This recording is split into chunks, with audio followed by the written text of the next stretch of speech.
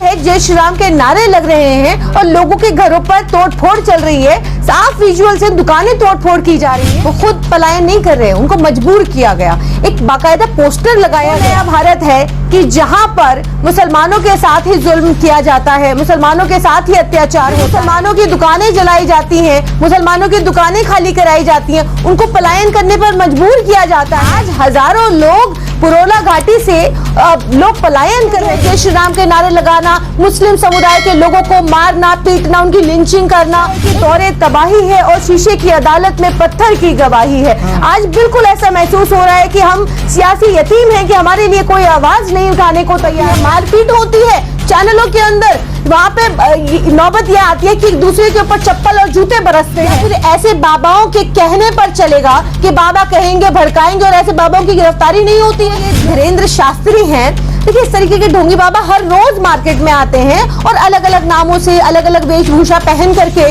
जैसे कि मोदी जी कहते हैं वेशभूषा से पहचाने जाएंगे, तो ये पहचाने जा रहे हैं। कहते हैं कि आप हमारा साथ दीजिए, हम आपको हिंदू राष्ट्र बनाने में मदद करेंगे। किसी मुसलमान ने ये बात कही होती, मुस्लिम राष्ट्र की बात कही होती, तो फौरन गिरफ्तारी। मोदी जी अगर बाबाओं से चलाना चाहते हैं, ढोंगी बाबाओं से, तो फिर देश कितने खतरे में है वो अब देश की जनता तय करेगी।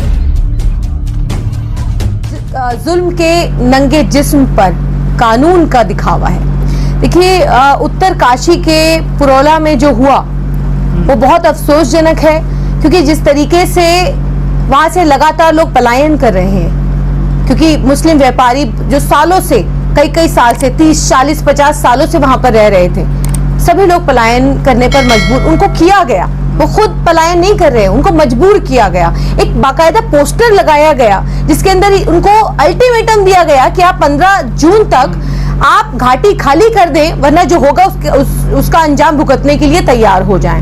इस तरीके का एक पोस्टर चिपकाया जाता है, और ये कौन चिपकाता है, कौन लोग हैं, सबकी तस्वीरें लगातार सामने आ रही हैं। लेकिन कहीं पर भी हम लोगों को ये देखने को नहीं मिला कि कहीं पर भी किसी की कोई गिरफ्तारी हो, कहीं पर किसी भी तरीके से उनके घर पर बुलडोजर चलाया गया हो, या फिर किसी तरीके की कार्यवाही की गई हो पुष्कर सिंह धामी की सरकार द्वारा। बल्कि किसको ये वो नया भारत है कि जहां पर मुसलमानों के साथ ही जुल्म किया जाता है, मुसलमानों के साथ ही अत्याचार होता है, फिर मुसलमानों की दुकानें जलाई जाती हैं, मुसलमानों की दुकानें खाली कराई जाती हैं, उनको पलायन करने पर मजबूर किया जाता है, और फिर उन्हीं को गाली दी जाती है, और फिर एक फिल्म बना करके उन्हीं को आतंकी, जिहादी और जाने क्या क्या बताया जाता है। ये हम उस नए भारत में जी रहे हैं जहां पर एक तरफ मोदी जी कहते हैं कि सबका साथ, सबका विकास और सबके विश्वास की बात करते हैं, लेकिन आज पूछना चाहती हूँ कि कहाँ गया वो सबका साथ, कहाँ गया सबका विकास, और कहाँ गया वो सबका विश्वास जिसकी बात मोदी जी करते हैं।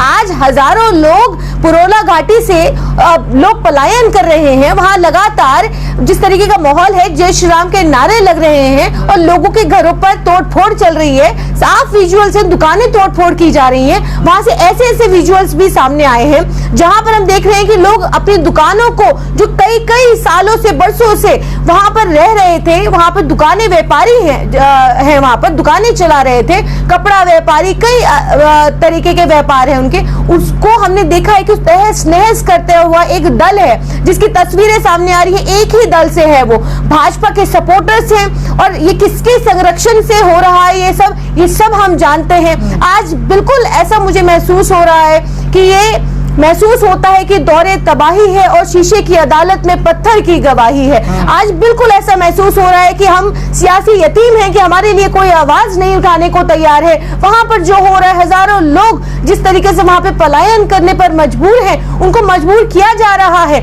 लगातार वहां जो भाजपा के गुंडे हैं वो इस तरीके का माहौल बना रहे हैं कि वहां पर आप जा नहीं सकते, वहां पर लोगों से मिल नहीं सकते।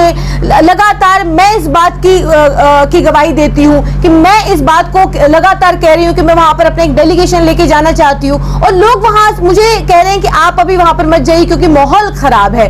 ये कैसा माहौल है कि मेरे ही हिंदुस्तान के अंदर मैं किसी एक, जो मेरे ही देश का एक हिस्सा है, वहां पर मैं जा नहीं सकती। क्यों? क्योंकि मेरा नाम, मैं आरिफा हूं, मेरा नाम एक मुस्लिम नाम है, वहां पे मैं इसलिए नहीं जा सकती क्योंकि एक मुस्लिम समुदाय से मैं आती हूँ, मेरे लोग वहां पर इसलिए नहीं जा सकते क्योंकि वो मुस्लिम समुदाय से हैं, पत्रकार डरा हुआ है वहां। कहा जा रहा है मुख्यमंत्री तो ये कह रहे हैं ना कि इलाके में ना कोई टेंशन है और ये ना कोई नफरत की बात है, लेकिन ये लव जिहाद यकीनन एक समस्या है। देखिए, ये पूरा मामला जिस तरीके से हुआ और इस मामले को जिस तरीके से भाजपा के पुष्कर सिंह धामी सरकार को हैंडल करना चाहिए था। देखिए, मामला क्या था? मामला था कि एक लड़की जो नाबालिग है, नाबालिग लड़की का जिसके साथ भी एक रिलेशन था या दोस्ती थी या जो भी था, वो एक हिंदू समुदाय से लड़का आता था, एक मुस्लिम समुदाय का लड़का जो कि एक दोस्त के तौर पर, एक मित्र के तौर पर उस अपने दोस्त की मदद कर रहा था,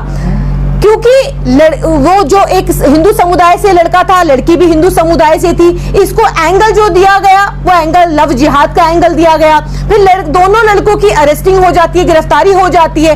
जब अरेस्टिंग हो गई, गिरफ्तारी हो गई, तो फिर मामला जिस तरफ मोड़ा गया वो बेहद चिंतनीय है, क्योंकि जिस तरीके से हम देख रहे हैं कि एक अगर कोई भी व्यक्ति, कोई भी आदमी अगर कोई किसी भी तरीके को क्राइम करता है तो हमारे पास इतने लॉज हैं, इतनी हमारे पास कानून है कि हम उस कानून के तहत, इस देश का कानून उस तरीके से कम काम करता है कि हम उसकी गिरफ्तारी हो गई है तो फिर कम से कम उसको हम वहीं पे खत्म करें और कानून फिर अपना काम शुरू करे। लेकिन लैंड जिहाद, लव जिहाद बोलकर डराया जा रहा है। सबसे पहले देखिए,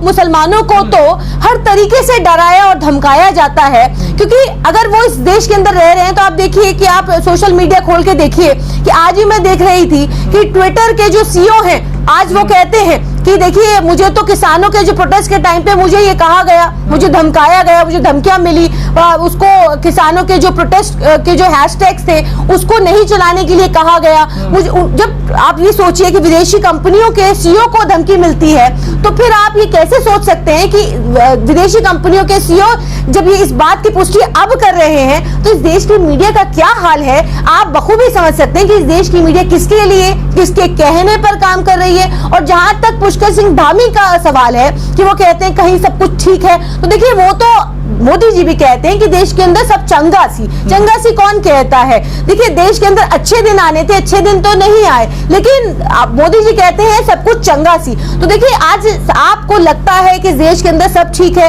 एक समुदाय के लोग जिनको लगातार टारगेट किया जा रहा है, कभी 72 हुरे फिल्म, आज इस देश के का दुर्भाग्य ये है कि आज इस देश के जो अहम मुद्दे हैं वो 72 हुरे फिल्म नाम की फिल्म के ऊपर डिबेट्स होती है, मारपीट होती है चैनलों के अंदर। वहां पे नौबत यह आती है कि एक दूसरे के ऊपर चप्पल और जूते बरसते हैं। तो आज इस देश के जो अहम मुद्दे हैं वो ये हो गए हैं कि आपको मरने के बाद क्या मिलेगा, क्योंकि जीते जी तो इंसान की कोई वैल्यू है नहीं हिंदुस्तान के अंदर। तो मरने के बाद आपको 72 हुरें मिलेंगी या 100 अप्सराएं मिलेंगी, ये तय इस देश के स्टूडियो के अंदर हो रहा है। आप ये सोचिए। अर्पा जी, एक वीडियो आज आपने देखी होगी, कुछ लड़के जो हैं जय श्री राम के नारे लगाकर एक घर पर जो है लठ बरसा रहे हैं और काफी, और वहाँ पर पुलिस वाला बड़े प्यार से उसको हटा रहा है। अगर यही कहीं मुद्दे में मुसलमान कर रहा होता तो उसका क्या अंजाम होता? देखिए, जब द कश्मीर फिल्म आई तो लगातार एक समुदाय जो है, जो यहाँ का बहुसंख्यक समुदाय है,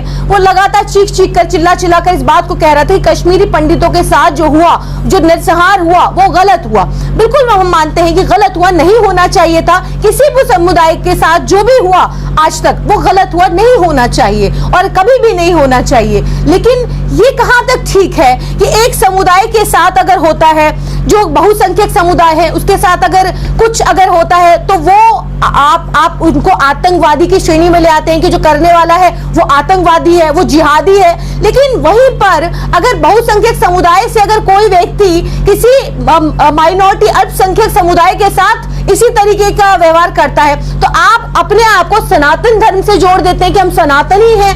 और अगर आप कुछ किसी समुदाय के साथ करते हैं तो फिर वो हिंदू राष्ट्र की तरफ आप उसको मोड़ देते हैं कि हिंदू राष्ट्र हम बनाना चाह रहे हैं, हिंदू राष्ट्र की हम का निर्माण कर रहे हैं। और ये सब चीजें जो है, जय श्री राम के नारे लगाना, मुस्लिम समुदाय के लोगों को मारना, पीटना, उनकी लिंचिंग करना, एक मॉब जिसकी आइडेंटिटी साफ नजर आ रही है, तमाम जो विजुअल्स आ रहे हैं उस पर साफ तौर से आ रही है। लेकिन आप देखिए, कोई गिरफ्तारी अभी तक कहीं हुई है क्या?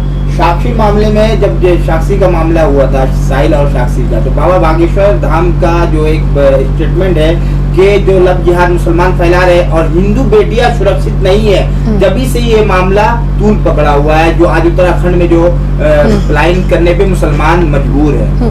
देखिए, जिस तरीके से 2014 के बाद आप कह रहे हैं कि तब से नहीं, मैं तो कहूंगी 2014 से लगातार जब से मोदी जी आए हैं तब से बहुसंख्यक को ये बताया जा रहा है कि देखिए हिंदू खतरे में है लगातार, क्योंकि उस 2014 से पहले ये कहा जाता था बाबा ने प्रवोक किया। नहीं, आप वही आ रही हूँ कि 2014 से पहले ये बताया जा रहा था कि हिंदू खतरे में है, आप एक ऐसी सरकार लाइए, आप प्रधानमंत्री हिंदू बनाइए, प्रधानमंत्री ऐसा बनाइए कि जो इस देश के अंदर, इस देश को आजादी दिला सके।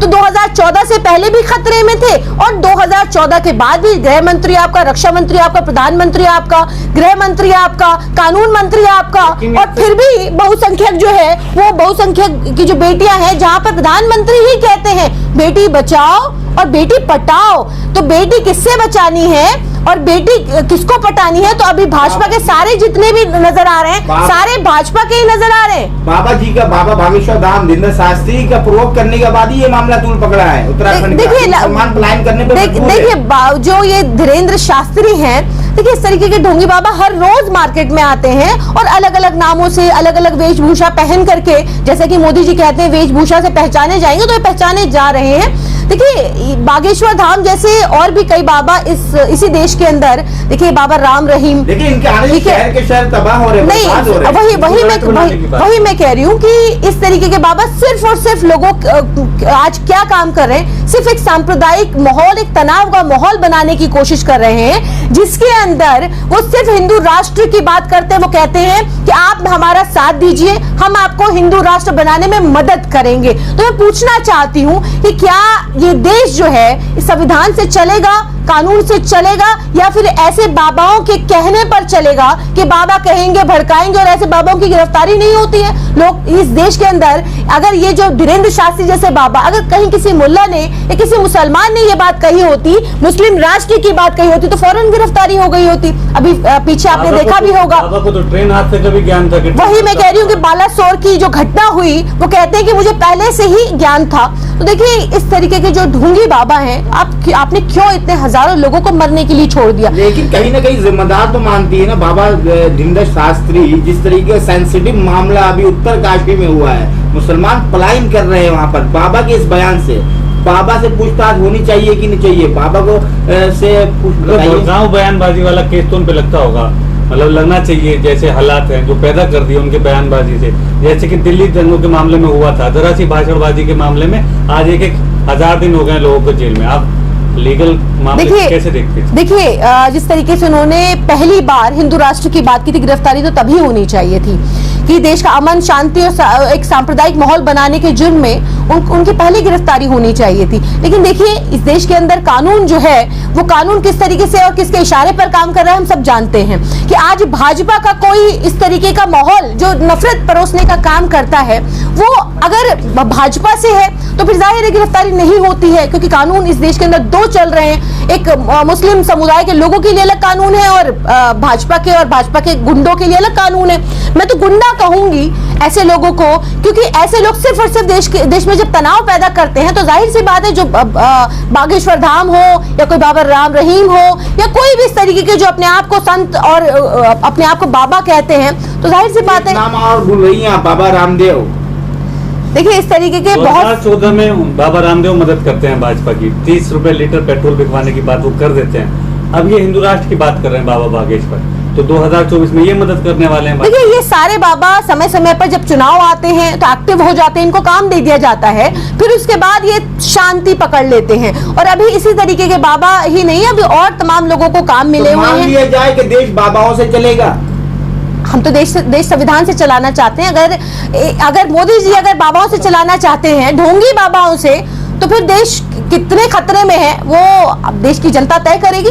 लेकिन आज जिस तरीके का माहौल है, भाजपा जिस तरीके का माहौल बनाने की कोशिश कर रही है, चाहे वो साहिल और साक्षी की बात हो, चाहे फिर वो जिस तरीके का हमने देखा कि उत्तराखंड के पुरोला में जो हुआ, जिस तरीके से लोग पलायन कर एक समुदाय को सिर्फ टारगेट करके चुनाव आते हैं, तो ये इसी तरीके की लिंचिंग, इस तरीके की घटनाएं आम हो जाती हैं। कहीं कोई गिरफ्तारी नहीं होती, कहीं किसी तरीके का कोई मामला नहीं होता, आप देख रहे हैं। और लगातार पुष्कर सिंह धामी कहती है कि अगर लॉ एंड ऑर्डर बिगाड़ेगा तो उसके खिलाफ जो है मुकदमा दर्ज होगा, गिरफ्तारियां होंगी। लेकिन उनकी गिरफ्तारी का क्या, जो साफ तस्वीरें हैं सामने, लेकिन तोड़फोड़ करते हैं, तोड़फोड़ कर रहे हैं और गिरफ्तारी नहीं होती है। एक चीज पूछना चाहूंगा, जिस तरीके से कश्मीर में पलायन हुआ था कश्मीरी पंडितों का, अब उत्तरकाशी में हो रहा है, मीडिया, मेन स्ट्रीम मीडिया नहीं दिखा रहा है, उस पर क्या कहना चाहेंगे? क्या मीडिया भी भाजपा से मिला हुआ है इस तरीके से? देखिए, आप मीडिया, जो मेन स्ट्रीम मीडिया, उसकी तो आप बात ही ना करें, क्योंकि आज वो जिस तरीके से सत्ता की दलाली कर रहा है,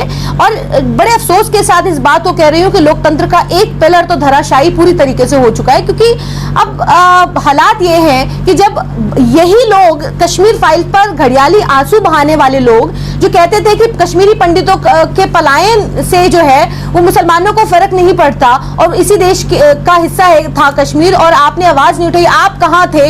लगातार इस बात को सोशल मीडिया के द्वारा पूछा जाता है कि जब कश्मीरी पंडित पलायन कर रहे थे तब उस वक्त आप लोग कहाँ थे? लेकिन आज पूछना चाहती हूँ उन्हीं से कि आज जब पुरोला में, उत्तरकाशी के अंदर जब लोग पलायन कर रहे हैं, तब आप लोग चुप्पी क्यों साधे हुए हैं? क्यों इतनी, क्या सत्ता की चापलूसी हो गई, क्या तलवे चाटने हो गए कि आप जो जिसका काम सत्ता से सवाल करना है, आज आप उन्हीं के पिट्ठू बन गए हैं?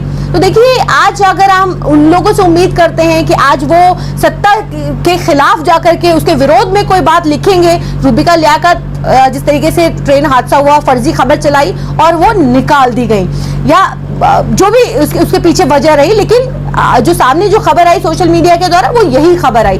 तो इसी तरीके से देखिए, इस देश का जो मेन स्ट्रीम मीडिया है, वो इस तरीके की खबरें दिखाने का काम नहीं करता। 15-20 दिनों से लगातार पलायन हो रहा है, लेकिन कोई खबर कहीं किसी न्यूज चैनल पर नहीं है, कहीं किसी पत्रकार के मुंह से किसी तरीके की कोई आवाज नहीं उठती है, देश खतरे में नहीं आता है। तमाम जो महिला मंत्री हैं, तमाम जो वो लोग हैं जो देश विरोधी, जो कहते थे कि जो अगर हिंदुओं के साथ कुछ होता तो देश विरोधी जो काम हो रहे हैं, लेकिन आज अगर लोग पलायन कर रहे हैं, इसी देश के लोग, तो यहाँ पर सब कुछ ठीक है, सब चंगा सी, जैसा कि पुष्कर सिंह धामी की सरकार कह रही है। धन्यवाद।